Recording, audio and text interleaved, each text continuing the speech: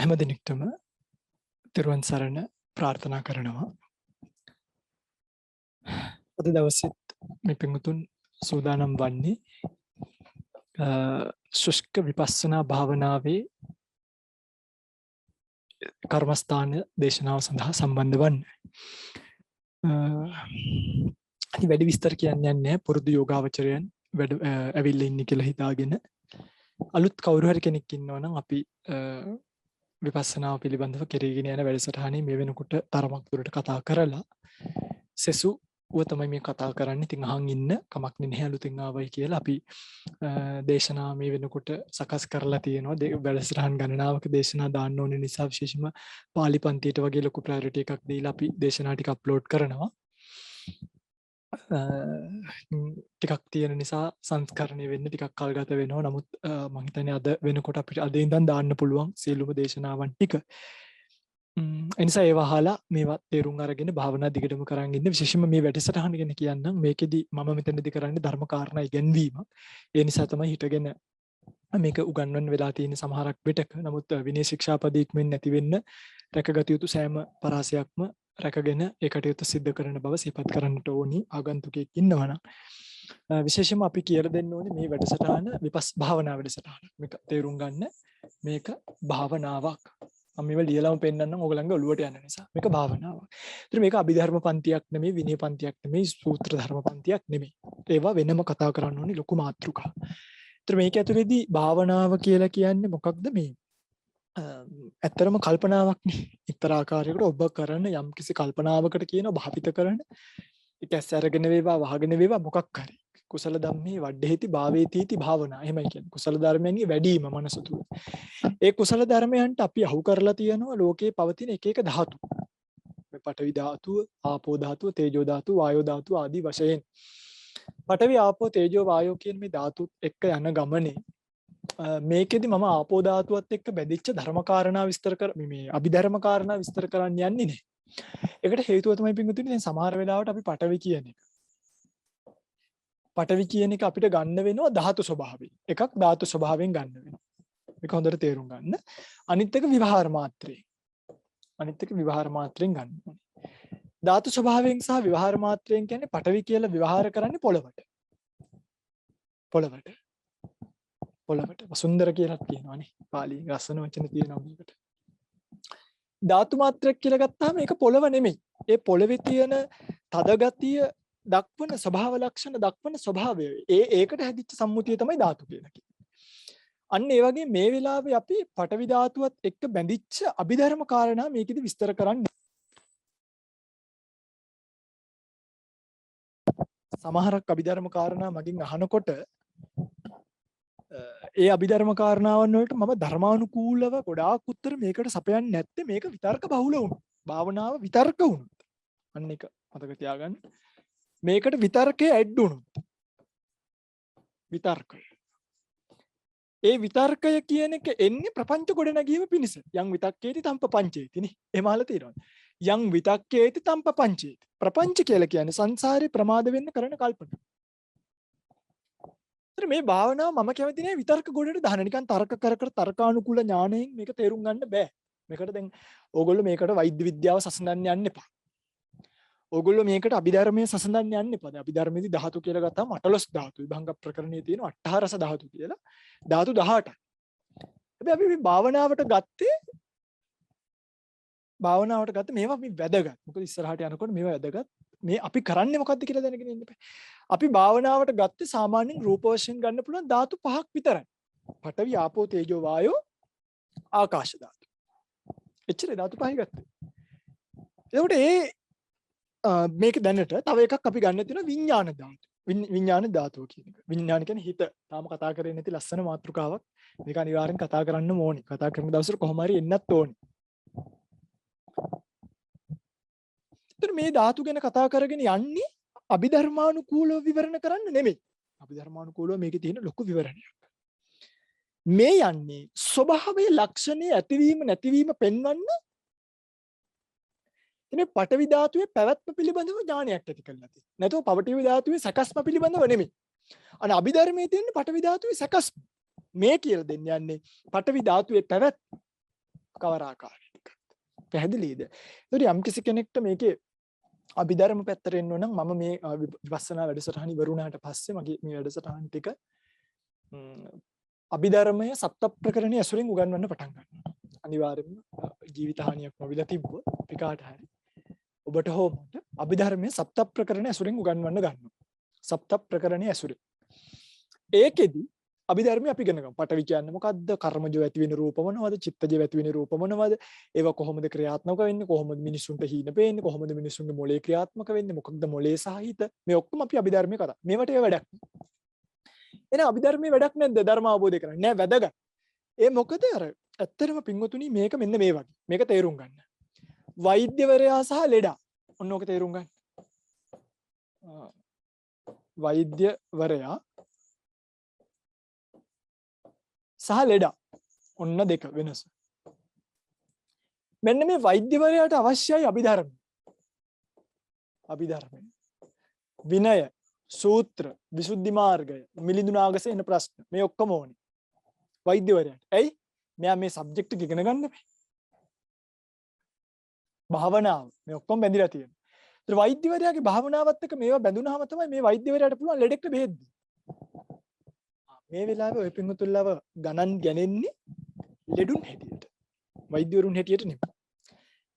ඔබට තියෙන අසනීපයක් ඒ තමයි ඔයගොල්ලෝ මංගාවට ඇවිල්ලා කියපු අසනීපය. මොකද්ද? අනේ ස්වාමීනි ජාතියටපත් වෙනවා, ජරාවටපත් වෙනවා, ව්‍යාධියටපත් වෙනවා, මරණයටපත් වෙනවා, පියෙහි විප්පයෝගෝ දුක්ඛෝ, අප්පියෙහි සම්පයෝගෝ දුක්ඛෝ, යම් පිච්ඡන්න ලබති තම්පි දුක්ඛං සංකිට්ඨේන පංච උපාදානස්කන්ධ අදුක්ඛ. ඔය ටික තමයි ඇවිල්ලා කිව්වේ ස්වාමීනි උණ වගේ, කැස්ස වගේ, හෙම්බිරිසා වගේ කන්න බෑ, අප්පිරියයි වමන යනවා. මං කරේ මොකද මෙහෙම කරලා අරගෙන පින්වතුනි මේ ඒක ස්කෑන් එකක් කරලා බ්ලඩ් එක බලලා දැන් ඔන්න ලෙඩේට බෙහෙත් දීගෙන යනවා. දැන් මේව අහන්න එපා. හාමුදුරනේ ඔය පෙත්තට කියන විද්‍යාත්මක නාමය මොකද්ද? ඔය පෙත්ත පැවතගෙන ඉන්න කොහින්ද? ඔය පෙත්ත මේඩින් කොහිද? ඒව බෑ. පැහැදිලි මීට වඩා මේකට උපමාවක් නැහැ. මේ වෙලාවේ මගේ පින්වත්තුලා මේ දෙන පෙත්ත බීලා සුවපත් වෙලා මේකෙන් ඈතර වෙලා යන්නේ. ඕගලන්ට තව වැඩි අවශ්‍යයක් නැහැ. මේ වෙනකොට මැරෙන්න ඕනේ ලෙඩේ හැදිලා තියෙන්නේ ඔක්කොට. මොකද්ද? කොවිඩ් එකනේ. බොහොම සීග්‍රෙන් උඩු දුවනවා.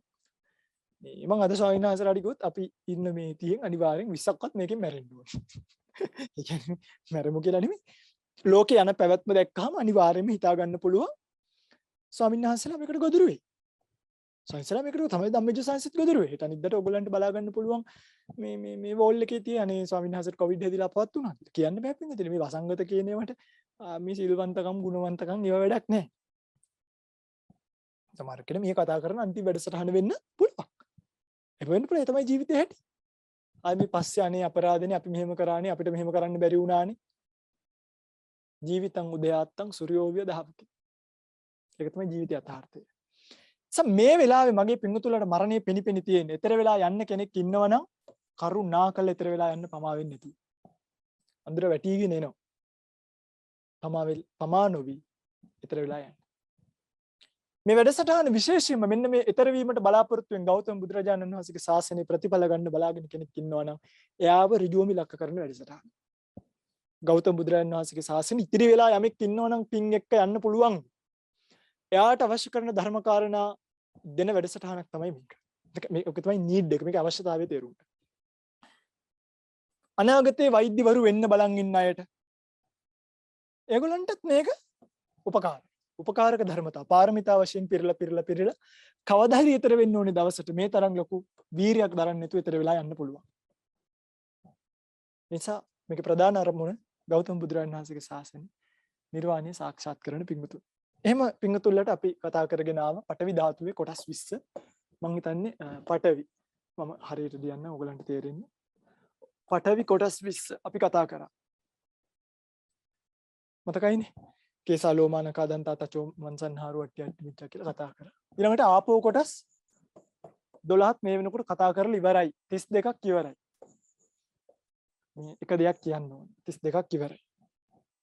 දැන් මම මේක ඇත්තට මට වෙබ්සයිට් එක අප්ඩේට් කරන්න අද තමයි මම ඒක අප්ඩේට් කරලා ඉවරුනේ එක්තරා ප්‍රමාණයකට. මේක ටිකක් මගේ මතිනුත් ටිකක් කෙරෙන්න ඕනි කමක් තියෙන නිසා සමහර වෙලාවට පොඩ්ඩක් කාලය හොයාගන්න ටිකක් අමාරුවක් තියෙනවා. ඒ නිසා මගේ පින්වතුන්ලා උපේක්ෂාවෙන් හැබැයි ඔයගොල්ලන් අසරණ කරලා නැහැ මේ කොටස් 32 මොනවද කියන එක අපේ පින්වත් වෛද්‍ය ගයන් මහත්මයාත් එකතු කරලා සම්පූර්ණයෙන්ම මේ කොටස් 32 පිළිබඳව වීඩියෝ එකක් කරලා අන්තර්ජාලයට දාලා තියෙනවා. මම හිතන්නේ මම groups වලටත් share කළා. groups වලටත් share කළා. වෙනම. ඒ කියන්නේ අන්තර්ජාලයේ මේක 18ට වැඩි කට්ටිය විතරයි බලන්න පුළුවන්. අර ඇඟ ඇතුලේ කැලි පෙන්වන නිසා YouTube එකේම ලයිසන් එකක් වැටෙනවා. මොකක් හරි මේ සීමාවක් restriction එකක් වැටෙනවා. ඒ නිසා එකට කාට හරි යන්න බෑ නම් 18ට වැඩි මේ කියන වයස අවුරුදු 18ට වැඩි වෙන්න ඊමේල් එකක් යූස් කරලා යන්න පුළුවන්. කම තියෙනවා අම්මගේ හරි තාත්තගේ හරි ෆෝන් එකකින් වගේ ලොග් වෙන්න බලන්න. එතකොට හරි. මේ කොටස් ටික අප්ඩේට් කිරීම කරන්න. මම මේ ටික අද රැ වෙනකොටම අප්ඩේට් කරලා ඉවර කරන්න. දැන් අද අපි කතා කරනවා එතකොට අපිට පඨවි ආපෝ ඉවරයිනේ. තේජෝ වායෝ. තේජෝ වායෝ ගැන අපිට කතා කරන්න තියෙනවා. තේජෝ වායෝ ගැන කතා කරන්න තියෙනවා. හොඳයි. කො බලන්න මට දාන්න පොඩි මැසේජ් එකක්. මේ භාවනාව කරලා දැන් මේ වෙනකොට මේ පඨවි ආපෝ තේජෝ වායෝ මේ කියන පඨවි කොටස් 20 ආපෝ කොටස් 12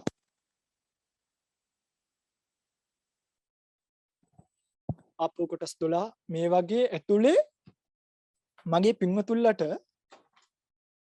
සත්ව පුද්ගල ශූන්‍ය හුදු ධාතු මාත්‍රයක් ධාතු ස්වභාවයක් විතරක් පවතිනවා නේද ස්වාමීනි? අනේ ඇත්තමයි නේද?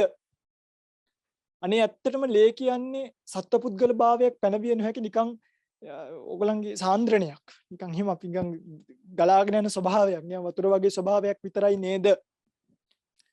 මේකේ වටිනම දේ තමයි ওই පින්තුල්ල මේක තේරුම් අරගෙන තිබීම මේ සත්ව පුද්ගල භාවයක් නෑ කියන එක. අන්න ඒක තමයි මේකේ වැදගත්ම දේ. ඊළඟ කාරණාව තමයි මේ භාවනාව ආසාවෙන් කරනවා කියන්නේ. මොකද මේක ගිහි ජීවිතයකට මේ භාවනාව දෙනවා කියන එක ඇත්තටම මේක හරිම ඩේන්ජර් වැඩක්. අර මේ ඔයගොල්ලෝ දැකලා තියෙනවනේ මේ මොනවාද ડોක්ටර්ස්ලා බෙහෙත් දෙනවනේ තුවාල වේලෙන්න බෙහෙත්. අපි හිතමුකෝ දැන් ඇමොක්සිලින් කියලා එකක් දෙනවා. එහෙම දෙනවා. ක්ලොක්සසිලින් කියලා දෙනවා. සාමාන්‍යයෙන් ලොකු තුවාලයකට දෙනවා ඔග්මෙන්ටින් කියලා එකක්. සරයි. ඒතකොට ඒකත් එක්ක ඉෂුව කරනවා තව එකක්. මොනවද ඔග්මෙන්ටින් හිව දෙනවා ස්වාමීන් වහන්සේලාට එහෙම ගෑස් වැඩි වෙයි කියලා තව පෙත්තක් දෙනවා. මේ භාවනාවත් එක තව පැත්තෙන් පෙති දෙන්න ඕනේ. නැත්තම් මේක ගෑස් වැඩි වෙලා අරව වෙලා මේවා වෙලා ලොකු ප්‍රශ්නයක් වෙනවා. මේවා තමයි ඉතින් පිටුරු කියන්නේ ඔකට තේරෙන්නේ. මොකද මේ භාවනාව ලේසි නෑ. මේ භාවනාව මේ සසරේ අහන්න ලැබෙන ඒවා නෙමෙයි මේවා. ඔයගොල්ලෝ නිකම් පිංගුතුලා කල්පනා කරලා බලන්න ධම්මවිජය ස්වාමීන් වහන්සේ හරි දැන් මේ ටික කියලා දෙනවනේ. ධම්මවිජය ස්වාමීන් වහන්සේ කියලා කෙනෙක් ලෝකේ නෑ. ආවේ නෑ කියලා හිතන්න. මගේ පිංගුතුලට මේ ධර්ම කාරණාවන් ඒ කියන්නේ අහන්න ලැබෙන්නේ සමහරක් විට කලාතුරකින්. මේවා ස්වාමීන් වහන්සේලා දන්නවා. මේ ස්වාමීන් වහන්සේලා දන්නවා. එකම ප්‍රශ්නයක් තිබ්බා මම ඔයගලන්ට කියන්නම්. මේක අපි බලපු තැන වෙනස. මේ මට මතකයි එක ස්වාමීන් වහන්සේ නමක් මට කිව්වා මම ඔය net එකේ ධර්ම දේශනා කරද්දී ආයතුම් බණ ගැඹුරු වැඩි කියලා. ආයතුම් බණ ගැඹුරු වැඩි කිව්වා. නමුත් මේ ගැඹුරු වැඩි මොකද අපේ මේ පින්වත් ස්වාමීන් වහන්සේ නමක් බණ කිය කීටි ඉතින් මේක ගැඹුරු වැඩි කියලා කිව්වා. එතකොට මම මේ ආයතනයත් මට මේ පණිවිඩය කිව්වට පස්සේ මම කිව්වේ මම මේක කතාවක් කිව්වා මම මේකේ වගකීම් බාර ගන්නවා. බණ කියන්නේ මමනේ. ශ්‍රාවකයා ඉන්නවද මේක අහනවද කියන එකනේ දැන් ආයතනය බලන්නේ. ශ්‍රාවකයව තියාගන්නේ. මේ ශ්‍රාවකයා රඳා පැවැත්වා ගැනීම ගැන මම වග කියනවා. හේතුව මෙන්න මෙයාගේ ප්‍රඥාව කියන එක විශ්වාස කරා. මෙන්න මෙයාගේ ප්‍රඥාව කියන එක විශ්වාස කළා තමයි බණ ටික කිව්වේ. පස්සේ මෙන්න මේ ගැඹුරුවේ කියපු ස්වාමීන් වහන්සේ මට එක දවසක් කියනවා ආයතුන්ට බොහොම පිං ලංකාවේ මිනිස්සුන්ට කටක් කරලා බණ ටිකක් කියන්න මේ ගැඹුරින් බණ ටිකක් කියන්න ප්ලැට්ෆෝම් එකක් හැදුණා කියලා. ඒට හේතුව ටිකක් මේක අමුතුයි ගැඹුරුයි වුණාට ඇත්ත කතාව මම කියන්නේ ඉතින් මගේ මට කියපු එක. ගැඹුරුයි වුණාට මේකට එක පාටම මිනිස්සුන්ව මේක ගැන විශ්වාස කරලා මං කිව්වේ අර ඕගොල්ලෝ ගිහි ගෙදර ඉන්නකොට මේ භාවනාව දෙන්නේ ඕගොල්ලෝ ගැන විශ්වාසය. පැහැදිලිද? ඒතකොට ඕගොල්ලෝ එකක් මේ භාවනාව කරන්න ඕන. එකක් ඒක වරද්දව ගන්න බෑ. අනිත් එක ගෞරවය රැකගෙන. ඒතකොට ගිහි ගෙදර ඉද්දි සම්මුතියයි පරමාර්ථයයි වෙන් වෙන්ව වටහාගෙන. දැන් ඔයගොල්ලෝ සැලුන් එකකට කියලා කිව්වොත් මේ මගේ පටවි ධාතු අධික කේශ කලාප වැඩිලා තියෙන පටවි ධාතු ටිකක් අඩු කරලා දෙන්න කියලා. ඒක බෑ. පිස්සු ගන්නට වැටෙනවා. ඊපස්සේ දැන් නාම රූප ධර්මතාව තේරුම් ගත්තාම ඕන් ওই නාම රූප දෙකක් එනවා. ওই නාම රූප දෙක මෙහෙට එනවා. එහෙම බෑ. අන්නේ සම්මුති පරමාර්ථ බේරගෙන. මේක කරයි කියන පූර්ණ විශ්වාසය උඩ තමයි මේ පෙත්ත ෂූ කරලා තියෙන්නේ. මේ ගැඹුරු කාරණාවත් එක්ක යන්න ඕනි භාවනාවක් දීලා තියෙන්නේ. මම හොඳටම දන්නවා මේකේ ඔයගලන්ට පලිබෝධ තියෙනවා. වැඩ තියෙනවා. මම දන්නවා මෙතන ඉන්න සමහර පින්වත් දරුවෝ උදේට වැඩට යන්න නැගිටලා පූජාව තියලා වැඳලා බුදුරජාණන් වහන්සේට වන්දනා කරලා විනාඩි 5කට හරි ඉඳගෙන මේක කරලා යන්න. මේ වගේ කාලේ අමාරුවෙන් දුෂ්කරව යොදාගෙන කරනවා කියන එක දන්නවා.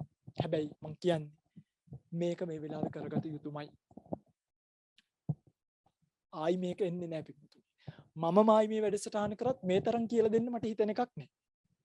එන හේතුම් පටිච්ච සම්භූතෝ හේතු භංගා නිරුද්ධති. ආයි මම මේක කියලා දෙනකොට මම එතකොට හිතනවා දැන් මේගොල්ලෝ බණ අහලා කලින් වැඩසටහන් බලලා මේගොල්ලෝ ඒව දන්නවා. දන්න නිසා ඔයගොල්ලෝ දන්නවනේ පඨවි ධාතුව කියන්නේ මොකක්ද කියලා. ආන්නේ ධාතුව කියලා මම සමහරකට මේ වැඩසටහන් එන්න ඉතින් පොඩ කොට වෙයිනේ. එනිසා මේ වෙලාවේ උකහා ගන්න තියෙන ටික උකහා ගන්න. මේක හරිම වැදගත්. සමාරුවෙන් පලිබෝධ මැද්දේ, gedara වැඩ මැද්දේ, වැඩට යෑම මැද්දේ, මේ හැමදේම මැද්දේ ඔබට පිංගුතුනි මේක කිරීමට සිද්ධ වෙනවාමයි. පැහැදිලිද මං කියන්නේ? හොඳයි. අපි යන් එහෙනම් ඉස්සරහට. මේක ටික මට කියන්න ඕනි වුණා. ශ්‍රාවකයාගේ ප්‍රඥා විශ්වාස කළා මේ දින භාවනාව ආදරයෙන් ආසාවෙන් කරගෙන යන්න. අපි අද කතා කරන පිංගුතුනි අපි දැන් කොටස් 20ක් කතා කරලා ඉවරයි. මේ 20 කල්පනා කරලා කතා කරලා ඉවරයි. හරිද? එක පාට කඩාගෙන ඉස්සරහට යන්නේ. නමුත් අපි ආයි මේ වැඩසටහන තියන්නේ සති දෙකකින්. ඊළඟ සතිය භාවනා පන්තිය නෑ. භාවනා වැඩසටහන ඊළඟ සතියේ නේ. ආයි සති දෙකකින්. හේතුව තමයි දැන් මේක මේ දීර්ඝකාලීනව කළ යුතු භාවනාවක් වෙනවා අපිට. ටිකක්. ඉස්සරහදී ළඟ කරන්න ඕනි භාවනාවක් වෙනවා. ඒ නිසා අර සෑම සිකුරාදාම සුස්ක විපස්සනා පන්තිය තියෙනවා කියලා එක සිකුරාදා දවසේ තමයි තියන්නේ. සමහරකට සතියක් තියෙන ඉඩ තියෙනවා මේ භාවනාවේ දිය යුතු එකත් එක්ක. පැහැදිලිද?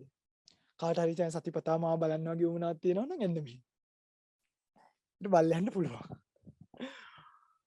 ඊළඟ එක අනිත් තව එකක් කියන්න මට හරිම සතුටට කාරණාවක් මේ මම කලින් වැඩසටහන් කරනකොට මේකත් කියන්න ඕනේ මේ අවස්ථාවේ ප්‍රයෝජන ගන්න මම කලින් වැඩසටහන් කරනකොට ඇත්තටම මගේ කාලසටහනුත් එක මම මාස 4කට විතර එක වැඩසටහනයි ගන්නෙ.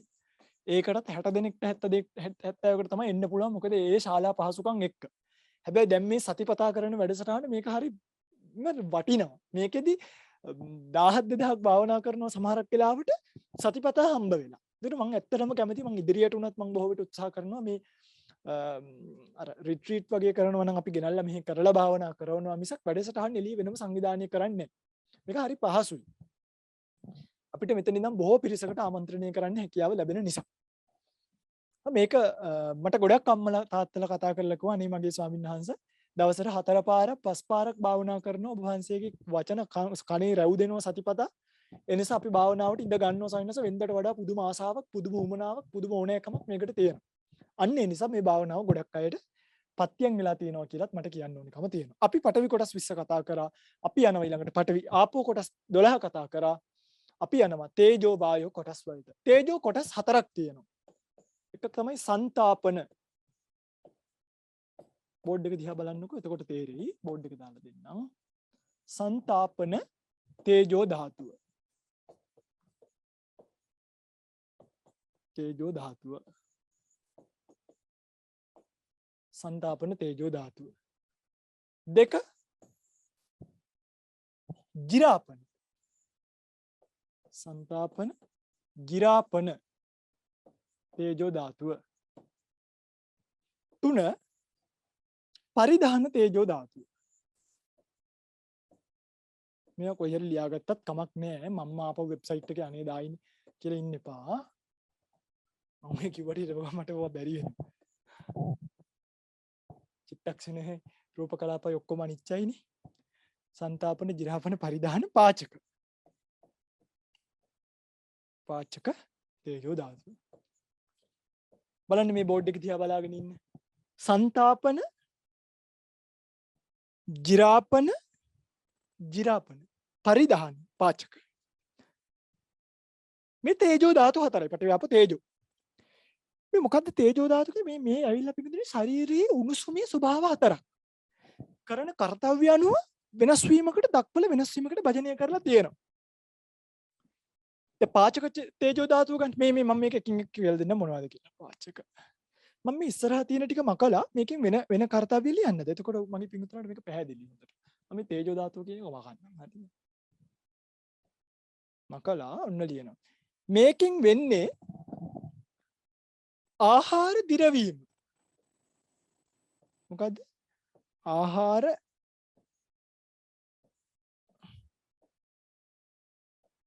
දිරවීම. මේකෙන් වෙන්නේ ශාරීරිය දිරීම.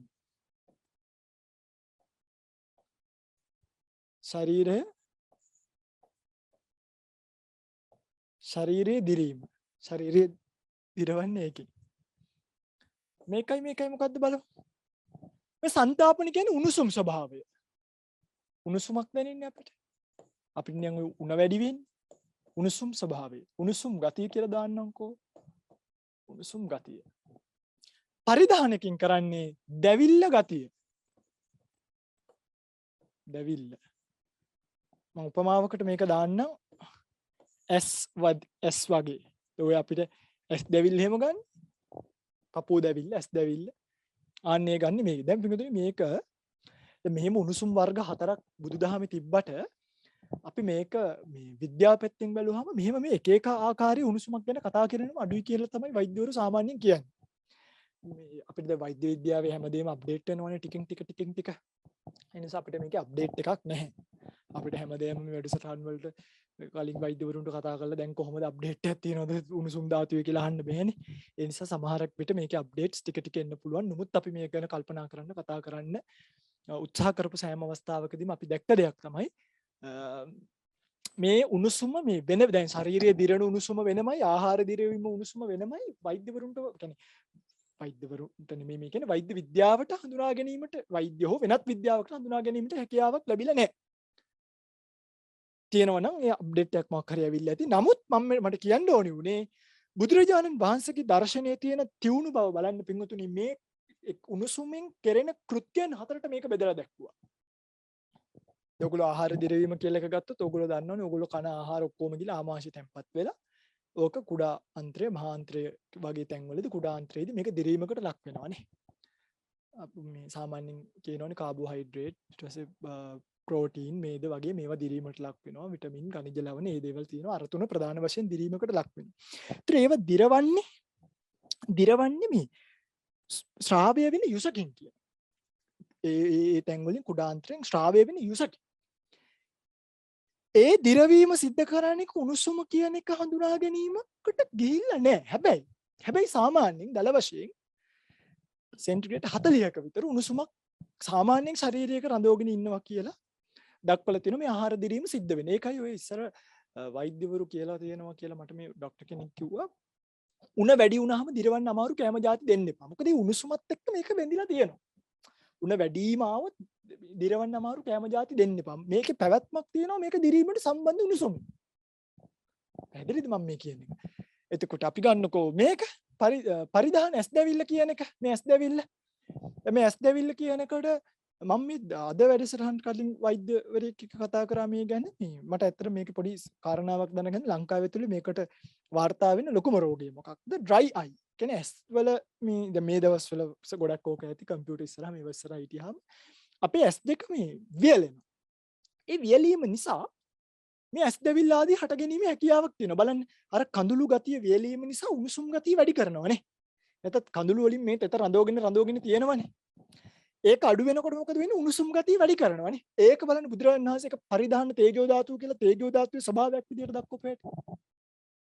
පැහැදිලිද මම මේ කියන්නේ? මේවා මේ අර සාමාන්‍ය විද්‍යාවේදී කතා වෙනව අඩුයි. ඔය හරි ලස්සනයි. ඉතින් දැන් මේව ගැන දන්න සබ්ජෙක්ට් එක ගැන දන්න අයට මේක හොඳට තේරෙනවා. දැන් මම කියන්නේ අපි මේක ධර්මයෙන්නේ ධර්මානුකූලවනේ බලන්නේ. මේක විද්‍යාව දන්න කෙනෙක්ට මේක යනකොට මේක ගැන මම මේ පැත්තට යන්නේ නැත්නම් ඊට පස්සේ තර්කයට යන නිසානේ ගොඩක්. අනිත් එක ඇත්තටම අපිට මේ විෂය පිළිබඳව 100%ක් කියලා දෙන්නත් පුළුවන් කමක් නැහැ. මේ විෂය සම්බන්ධව 100% නෙවෙයි 5000ක් වුණත් කියලා දෙන්න. ඒ විෂය ඉතින් ඒ විශාරදයෝ ඉන්නේ නේ. කියන්න ඕමනා උනේ මේවට සම්බන්ධ වෙලා තියෙන එක බුදුරජාණන් වහන්සේ වෙනම කෘත්‍ය වශයෙන් දැන් ජිරාපන තේජෝ ධාතුව මේ ශාරීරියේ දිරවන එහෙම උණුසුම් ධාතුවක් පිළිබඳව හඳුන්වා ගැනීමක් වෙන්නේ නැහැ.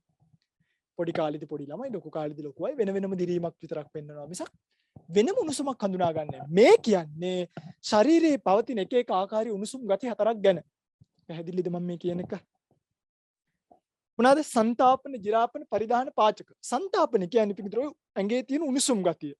මේ සංතාපන තේජෝ ධාතුව ටිකක් වැඩි වුණාම තමයි මේ උණ වැඩි වුණා කියන්නේ අපි. බලන්නකෝ මේ බෝඩ් එක දිහා හොඳට බලන් ඉන්නකෝ මම මේ කියන එකත් එක්කම තේරුම් ගන්න. සංතාපන තේජෝ ධාතුව තමයි උණ ගතිය වැඩි කරන්නේ.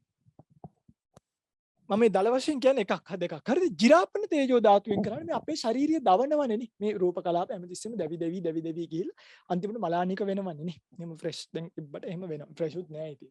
දැන් තමයි ටික ටික දිරන්න පටන් ගන්න තියෙන්නේ. ඒක කරන්නේ ජිරාපන කියන තේජෝ ධාතු ස්වභාවයෙන්. ඇදලිද? පරිධාන තේජෝ ධාතුවෙන් කරන්නේ ওই මිනිස්සුන්ට ඇස් දැවිල්ල. ඒ වගේ දැවිල්ල ගතිය ඇති කරවන්නේ දැවිල්ල ගතිය. පපුවේ දැවිල්ල. දැන් ගෑස් එහෙම වැඩි වුණාම එනවනේ ওই දැවිල්ල. ඒව ඇති කරවන්නේ ගොඩක් වෙලාවට මේ පරිධාන තේජෝ ධාතුව.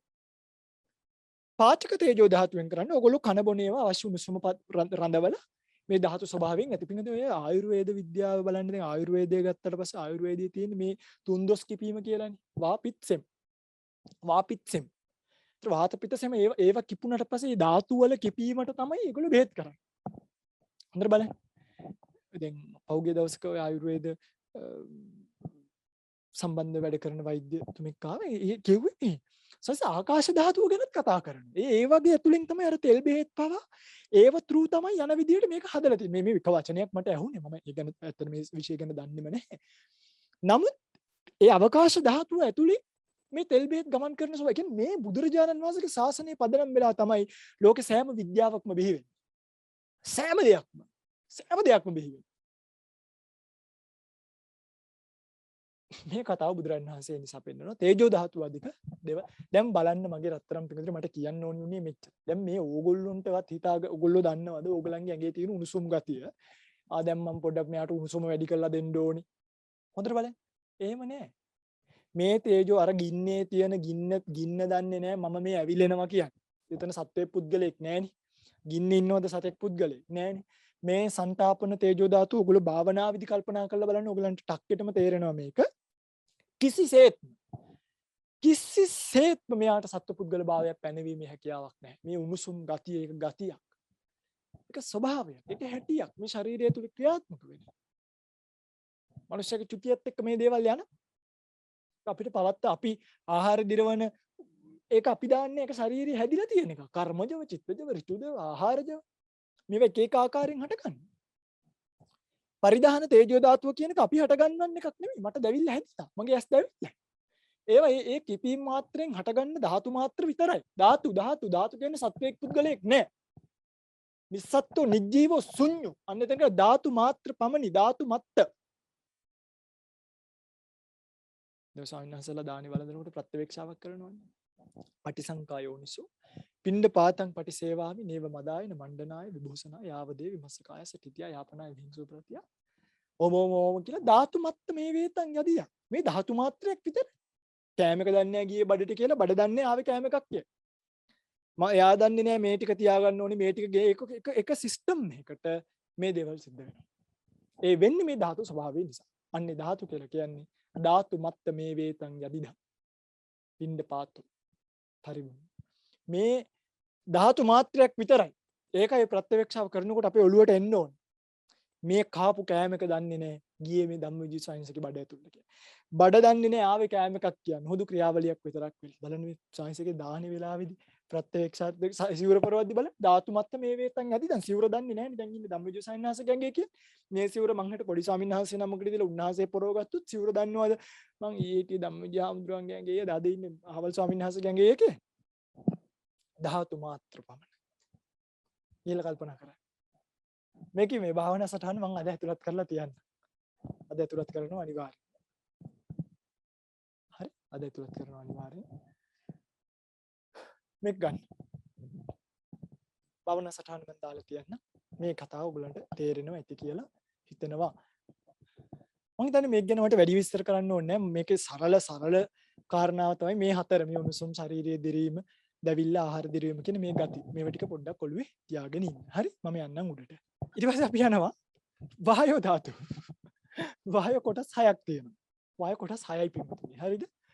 එක එක ලියාගෙන ඉන්න. 1යි 2යි 3යි 4යි 5යි 6යි. පළවෙනි එක තමයි උද්දංගම. උද්දංගම වායෝ ධාතුව. උද්දංගම වායෝ ධාතුව. වායෝ ධාතුව කියන එක ලියන්නේ. ඊළඟට අදෝගම. අධෝගම වායෝ ධාතුව. ඊළඟ කුච්චිසය. මේ මතක තියාගත්තාම හරි ලස්සනයි පින්වතුනි. එතකොට පොඩි විශාරද භාවයක් එනවා. කුච්චිසය අපි පාලියෙන් ලියමු. කුච්චිසය කියලා. කුච්චිසය මෙහෙම තමයි සාමාන්‍යයෙන් දැක්වෙන්නේ. කොට්ටාසය.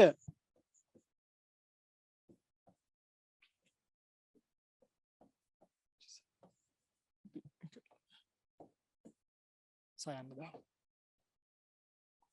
කුච්චිසය කොට්ටාසය අංග මංගානුසාරී. අහලා තියෙනවද? අංග මංග. අංග මංගානුසාරී. මේ නෑනේ අංග මංගානුසාරී. සාරියක් ගැන නෙමෙයි මේ කියන්නේ. හරි ධාතුව වායෝ ධාතුවක්. මොකක්ද දන්නේ සාරිය කියලා බලයි නැත්තම්. ඊළඟ එක ආස්වාස ප්‍රස්වාස. අපි දාමු ආස්වාස ප්‍රස්වාස. බලන්න. දැන් මේකෙත් මේකත් ලියන්නම්කෝ.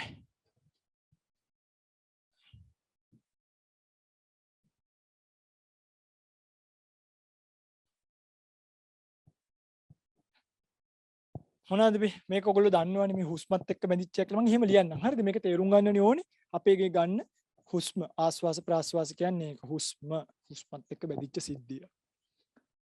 මේ අංගමංග අනුසාරී කියන්නේ මේ අවයව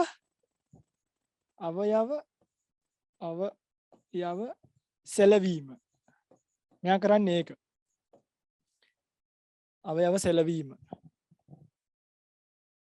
කුච්චිසය කියන්නේ කොට්ටාසය කියන්නේ. මේ කියන්නේ පිටුතුනි බඩවැල ඇතුලේ. බඩවැල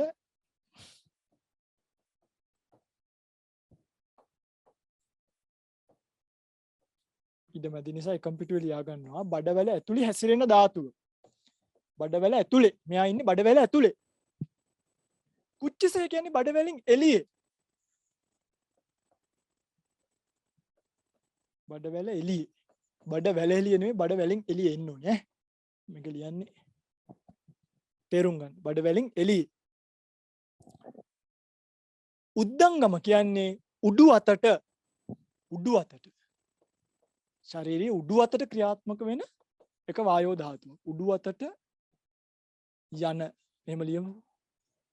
මේක මේ වෙබ්සයිට් එකේ දාලා තියන්නම් පැහැදිලි අර්ථකථනයක්. අදෝගම යටි අතට.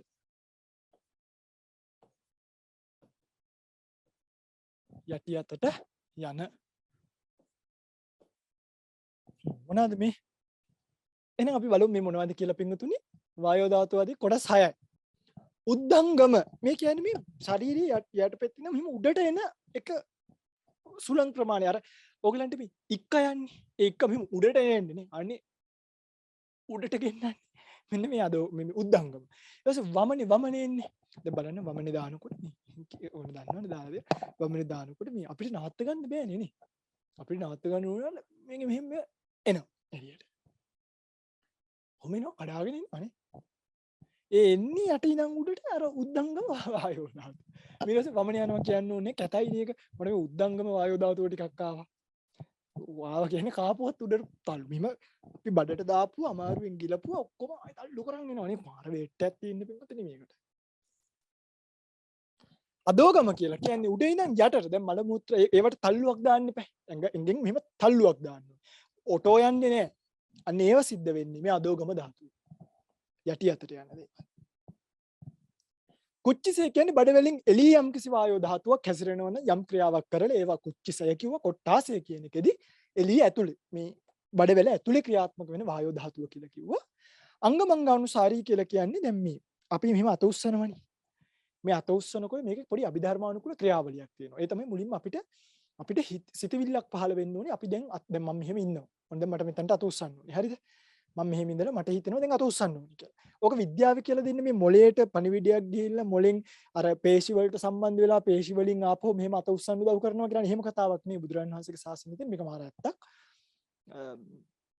මේක දක්වන්නේ චිත්තජව උපදින රූප කලාපය ටිකක් තියෙනවා. මේ රූප ධාතුව ගැන කතා කරන්නේ. අන්නේ වායෝ ධාතුව අධික රූප කලාප වායෝ ධාතුව අධික රූප කලාප අවශ්‍ය කෑල්ලට ගිහිල්ලා ඒ කොටසේ ක්‍රියාත්මක භාවයට පත් කරනවා. අන්න ඒකට කියනවා අංගමංගානුසාරී. අංග පසංග සැලවීම සිද්ධ කරන වායෝ ධාතුව. ආස්වාස ප්‍රස්වාස කියලා කියන්නේ ගන්න හෙලන හුස්මත් එක්ක බැඳිච්ච. දැන් බලන්න පින්වතුනි මේවා මේ එකක්වත් මට මේ හොඳට මතකයි. දැන් මේ අංගමංගානුසාරී වාතය කියන එක බලන්න. ඒ රූප කලාප ගිහිල්ලා ක්‍රියාත්මක වෙන්න පුළුවන් ගානක් තියෙන්නේ. දැන් ඔයගලන්ට මතකද අර අම්මලට දරුවෝ හම්බෙනකොට ගහනවනේ මේ කොන්දට ඉන්ජෙක්ෂන් එකක් කොට්ටයක් බඩට දීලා බඩා ගන්න කියලා. එහෙන් පාත් වෙන්න කියලා ගහනවා එකක් ඉන්ජෙක්ෂන් එක. ඒක ගහන්නේ අම්මව ට්‍රොලි ඉඳවලනේ. අම්මව ට්‍රොලි ඉඳවල ගහන. ඉඳවල ගැහුවට පස්සේ දැන් ඉක්මනට කකුල උස්සන්න කියලා ડોක්ටර් කිව්වට අම්මට කකුල උස්ස ගන්න බෑ.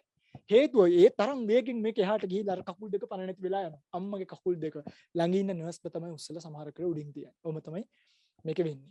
හේතුව බලන්න තමන්ට තමන්ගේ කයට මේ අංගමංගානුසාරී වාතය කියන කියවල ඒක උස්ස ගැනීමේ හැකියාවක් නැහැ. සත්පුද්ගල භාවයෙන් තොරයි.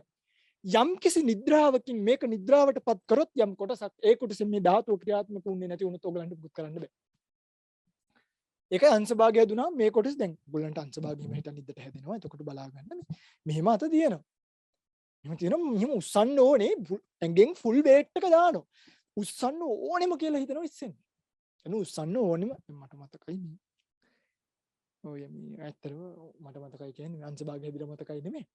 අසමාරක් කෙරි වැට්ටීම් මෙහෙම කරාම මෙහෙම උස්සන්න ඕනේ. උස්ස ගන්න බෑ. කියන්නේ මට වෙච්ච හොඳම දේ මට මයික ගොඩක්ම මතක. මම ෆුල් වේට් එක දැම්මා මේකට. ඇත්තටම පිටුතුනි මම ෆුල්ම වේට් එක දාලා නෑ මම උස්සනවාමයි කියලා හිතාගෙන උස්ස ගන්න බෑ. හේතුව මේවා එකක්වත් සත්පුද්ගල භාවයෙන් තොර ධාතු මාත්‍ර විතරයි. ඒ ක්‍රියාකාරීත්වය. මේක ඇතුලේ මොනවද වෙන්නේ? කොහොමද හැසිරෙන්නේ? කොයි පැත්තටද යන්නේ? මුකුත් බෑ. වර්ණ ලක්ෂණයක් හොයන්න බෑ. කුච්චිසේක මොකද්ද වෙන්නේ? මේ එළිය මොනවද වෙන්නේ? මොකද්ද වෙන්නේ? අපි දන්නේ. උද්දංගමේක දැන් ওই මංසන් අද තමයි සමහරු දන්නේ. අනේ එක්ක ඉන්නේ උද්දංගම වාතෙන් කියලා. මෙච්චර කල් හිතන් ඉන්නේ වමන ගියා එක්ක ගියා කියලා විතරයි. අදෝගම වාතෙන් මේව ඔක්කොම යටට තල්ලු කරගෙන මේ එක එක process එක ශරීරයේ කරන ක්‍රියාවලිය ආස්වාස ප්‍රාස්වාස සිද්ධ කරන්න. ඒකට කියන්නේ ආස්වාස ප්‍රාස්වාස. මෙහිම ඇතුළට ගිහිලා ආය එළියට එන ටික ආස්වාස ප්‍රාස්වාස කියලා. තේරෙනවනේ? හොඳයි ඔච්චරයි. මේ පිළිබඳව ඔයගලන්ට විස්තර ගන්න ඕන නම් මම මෙන්න මේ පොත ඔයගලන්ට රෙකමන්ඩ් කරනවා. හැබැයි මේකේ ඕනවට වඩා දැනට කියවන්න යන්න එපා. මොකද මම ඔයගලන්ට මේ පොතට වඩා කියලා දෙනවා මේක. මේ පොතට වඩා කියලා දෙනවා. මේ ඇප් එක ගන්න. pitaka.lk books app index.html කියන වෙබ්සයිට් මේ ලින්ක් එකෙන් ගන්න පුළුවන්. හැමදාම මම පෙන්නන තැන මේකේ පිටුතුනේ මේ ඇප් එක ඩවුන්ලෝඩ් කරගන්න. මේව කම්පියුටර් දාගන්න. මේකේ තියෙන මේ ගෞතම බුද්ධ චරිතය එක එක්කෙනා ලියන ආචාර්ය අద్භූත පොත් කියවන්න යන්න එපා. මෙන්න මේ ගෞතම බුද්ධ චරිතයේ පොත කියවන්න. මේ බලංගොඩ ආනන්ද මෛත්‍රී ස්වාමීන් වහන්සේ ලියපු බොහොම ලස්සන පොතක්. හොඳ විශාරද භාවයකින් ලියපු පොතක්. අඩුම අංග මගද කාසි කෝසල වජ්ජි මල්ල චේති වත්ස කුරු කියන මේ ගම්මානවල හැටි පවා ලියලා මේ බලන්න මේක හරිය වටිනවා පින්වතුනි. මේක අපේ භාවිතයේ තියෙන්න ඕන එකක්. මගේ ඇප් එකක් එහෙම නෙමෙයි. වෙන කවුරු හරි හදපු ලස්සන එකක්. ඊළඟට මේකේ තියෙන විසුද්ධි මාර්ගය කියන එක බලන්න. මේවා කියවිය යුතු දේවල්. මිනිස්සුන්හම මේවා කියවන්න ඕනේ. මේ මිලින්ද ප්‍රශ්නේ බලන්න මම අද ඔයගලන්ට පෙන්නන්නම් මේකේ තියෙන වටින කතාවක්. දැන් බලන්න මේ මිලින්ද ප්‍රශ්නෙට ගිහිල්ලා මේක යට තියෙනවා. මේ යට තියෙනවා ඔයගලන්ට පේනවා ඇති මම කියාගෙන යන එක. මේ බලන්න නිර්වාණ භව්‍ය, නිර්වාණ සාත, නිර්වාණ අරූප, නිර්වාණ සාක්ෂාත් කරන, නිර්වාණ සිද්ධි, යෝගී කතා. මේවා කියවන්න මිනිස්සුෙක් මේ යෝගී කතා කියන එකේ තියෙනවා මේ අරහත් ඵලයේ සාක්ෂාත් කරනු කැමැති භික්ෂුන් වහන්සේ විසින් කුක්කුටයාගේ පංචාංගයක්, කුකුලගේ අංග පහක් ගන්න ඕනේ. මේ කුකුලෙක්ගෙන් ගත යුතු උදාහරණ මේක යට තියෙනවා. මොකද්ද මේ කුකුලගෙන් ගන්න ඕනේ? මේ බලන්න එකක් පෙන්නන්න. ඔන්න බලන්න. මේ බලන්න මේක කුකුලගෙන් ගන්න කියනවා. මේ කුකුලා සන්ධ්‍යා කාලේ වේලසිනින්ම නැග්මට එනවා. ආන්න භික්ෂුවට කියනවා වැඩි වෙලාවක් චෛත්‍ය විහාර හැමදේම ඒවට වතුර දදා ඉන්නේ නැතුව ඒව ටික කරලා ඉක්මනට කිකිලි හවස් වෙන්න කලින් කුකුලා එනවා වගේ කුටියට ඇවිල්ලා බණ භාවනා කරන්න. ඒක රැය වෙනකන් කළුවරේ රස්තියතුක ගහ ඉන්න එපා. චෛත්‍ය අංගණයට වෙලා විහාර ඒකට නෙමෙයිනේ මහාන වෙන්නේ. යමක් සාක්ෂාත් කරන්නේ. ඒක කරලා ඒ කාලයට නිසු වෙලාවෙම විහාර චෛත්‍ය අංගණය හැමද වැළඳිය යුතු පෙන්පරට එන්න. අන්න ඒ වගේ දේවල් මේකේ දක්වලා තියෙනවා මිලින්ද ප්‍රශ්න. නිසා මේවා කියවන්න ඕනේ. නිවන් අවබෝධ කරගන්න පුළුවන් කාටද බැරි කාටද? කියාගෙන ආවේ මෙන්න මේකේ තියෙනවා විදර්ශනා භාවනා ක්‍රමය කියලා පොතක්. රේරුකාණී චන්දිවිමල මහානායක ස්වාමීන් වහන්සේගේ මේ පොතේ තියෙනවා ශරීරයේ ධාතු කොටස් කියලා එක. මෙන්න මේකේ තේජෝ ධාතු කොටස් 6, දැන් බලන්න මේකේ තියෙන්නේ ඔච්චරයි. වායෝ ධාතු කොටස් 6ට ඔච්චරයි තියෙන්නේ. තේජෝ ධාතුවට ඔච්චරයි තියෙන්නේ. ওই ටික තමයි දැන් මම මේ ඉගන්වන්නේ. හැබැයි ටිකක් විස්තර සහිතව ඉගන්වනවා. මේක කියවන්න මේකේ තියෙනවා මෙන්න මේ භාවනා ක්‍රමය කියලා වාක්‍යකුත්. හදේසියවත් මගේ එක තේරුම් නැති වුණොත් මේ භාවනා ක්‍රමය කියන වාක්‍ය අරගෙන මේ පළමු කොටස දෙවෙනි කොටස දත් කොහොමද කරන්නේ? දැන් බලන්න මම පෙන්නන්න. මේ තියෙන්නේ සංතාපන තේජෝ ධාතුව ජිරාපන මේ වගේ පිංගුතුනේ එක එක නෙමේ මේකේ විශේෂත්වයක් තියෙනවා මේකේ හතරම එකට ගන්න. මේක හතරම එකට ගන්නේ. පළවෙනියටම හතර එකටම කල්පනා කළා. ඊළඟට වෙන වෙනම කල්පනා කරනවා. පළවෙනියටම මේ හතර එකටම ගන්න. මේ ආකාරයේ ක්‍රියාත්මක භාවයටපත් වෙන තේජෝ ධාතු හතරක් ඇත. මේවා සත්වයාගේ මේ ක්‍රියාවලිය වයසට යන එක, දිරවන එක, මේවා කරවන එක, ඇස්දැවිල්ල මේ ඔක්කොම කරන්නේ මේ තේජෝ ධාතුවෙන් මිසක් මම කරන එකක් නෙමෙයි. දෙවියෙක් කරන එකක් නෙමෙයි. රස්නේ වැඩි වෙලාවක AC එකක් ඔන් කරාම ඒ රස්නේ අඩු වෙනවනේ. දැන් දාඩි හොඳටම දාන්නේ ඇඟේ යම්කිසි රස්නයක් තියෙනකොටනේ AC එකක් ඔන් කරා වඩා ඒක දෙවියෙක් කරන එකක් නෙමෙයිනේ. ඒ උෂ්ණත්ව මට්ටම් කරන ඒවා. ඊට පස්සේ වෙන වෙනම ගන්න. මම මේක වෙන වෙනම එහෙම දක්වලා තියන්නම් සම්පූර්ණයෙන්ම කොහොමද කරන්නේ කියලා වෙබ්සයිට් එකේ දාන්නම් වෙබ්සයිට් එකෙන් ගන්න. මේ පොත කියවුවට කමක් නැහැ. නමුත් මම කියලා දෙනවා පොඩක් මේකෙන් එහාට ගිහිල්ලා සමහරක් කාරණා පින්වතුනි වටහා ගැනීමේ පහසුව පිණිස ඒ දේවල් බය නැතුව කරන්න. මොකද මේවා කරා කියලා කිසිම ප්‍රශ්නයක් වෙන්නේ නැහැ. එහෙනම් අපිට කොටස් 10ක් අපිට තියෙනවා කල්පනා කරන්න තේජෝ ධාතුවේ. අපි කතා කරපු කොටස් 4යි. මේ තියෙන සංතාපන ජිරාපන පරිදාන පාචක. වායෝ ධාතුවේ කතා කරපු කොටස් උද්ධංගම අදෝගම කුච්චසේ කොට්ටාසේ අංගමංගානුසාරී ආස්වාස ප්‍රස්වාස. අපි ආයි හම්බෙන්නේ සති දෙකකින්. මගේ පින්වතුන්ලා මේ සති දෙක ඇතුලේ මේ කොටස් මුලින්ම අරක සතියක්ම කරන්න. අපේ පළවෙනි මේ තේජෝ ධාතු කොටස් 4 සතියක් විතරම කරලා අර එක කම්මැලි වගේ හිතුණොත් දවස් 5ක් 6ක් විතර කරලා සතියක්ම බෑ නම් 5ක් 6ක් 7ක් කරත් ඇති. ඒකෝට සතියක් කෙරිලා නෙමෙයි. ඊට පස්සේ මේකත් සතියක් විතර කරලා මේ කොටස් පිළිබඳවත් හොඳ දල අවබෝධයක් ඇති කරගෙන ඉන්න. ඊට පස්සේ අපි එක දවසක මේ පිළිබඳව සම්පූර්ණ විස්තර විග්‍රහයක් ඔයගලගේ කර්මස්ථාන ලබා ගැනීමක් කරන්න ඕනේ මට. ඒ කර්මස්ථානීය ගත්තට පස්සේ එක් එක්කෙනාගේ තත්ත්ව පරීක්ෂා කරලා බලලා සුෂ්ක විපස්සනාවේ දැනට මට කතා කරන්න දෙයක් නැහැ. මං කියලා දෙන එක තේරෙනවා නම් අහන් ඉන්නවා නම් මට ඇති. ඊට පස්සේ භාවනා කරන නොකරන එක තියෙන තමන්ගේ පැත්තේ. මේ 42ම කල්පනා කරලා ඉවරනාට පස්සේ අපිට ඉතුරු වෙනවා තව එකපාරක් මේක කල්පනා කරන්න ඕනේ. එකපාරක් මේ ඔක්කොම කල්පනා කරලා ආකාශ ධාතුවත් එක්කම අපි මේ භාවනාව ඉවර කරනවා. එදාට අපි බලමු නාම රූප පරිච්ඡේද ඥානිය මොකද්ද? ඕගලන්ට ඇතිලා තියෙන අවබෝධය මොකද්ද? ඕගලන්ගේ අවබෝධයේ සිට සමහරුන්ට මේක ඉවර වෙනකොට නාම රූප පරිච්ඡේද ඥාන උපදිනවා. සමහරුන්ට භාවනාව ඉවරයි අවශ්‍ය ඥානෙ ඉපදිලා නැහැ. එතකොට ඕගලන්ගේ ඥානයේ ඉඳන් නාම රූප පරිච්ඡේද ඥානයට මොනවද තව ළඟා කරගත යුත්තේ? මොනවද තව එකතු කරගත යුත්තේ? මොනවද තව ලං කරගත යුත්තේ කියලා බලලා අදාළ ඥානෙ ඉපදෙනකම් අපි මේ භාවනාව කරනවා. මං කියලා දෙන්නම් නාම රූප පරිච්ඡේද ඥානය කොයි මිම්මෙන්ද කොයි සීමාවෙන්ද කොයි නිර්ණායකින්ද මයින්නේ මේ ඥානෙ ඇති වෙච්ච කෙනාට කොයි වගේ අවබෝධයක් මේ භාවනාව කරන කාලෙට තියෙනවද? මේ භාවනාව කරාට පස්සේ තමන්ගේ ජීවිතය පිළිබඳව කොයි වගේ අපේක්ෂාවක්ද තියෙන්නේ? කොයි වගේ අවබෝධයක්ද බාහිර ලෝකයේ පිළිබඳව තියෙන්නේ? කොයි වගේ අවබෝධයක්ද තමන්ගේ ජීවිතය පිළිබඳව තියෙන්නේ? මේ ඔක්කොම කියලා දෙන්න. ඒවා තමයි මිම්ම. නාම රූප පරිච්ඡේද ඥානි මයින් මිම්ම. දැම්ම කියලා දෙන්න යන්නේ නැහැ. නැත්නම් ඊළඟ සතියේම ඔයගලන්ට මේ ඥානි ඉපදිලා එනවා.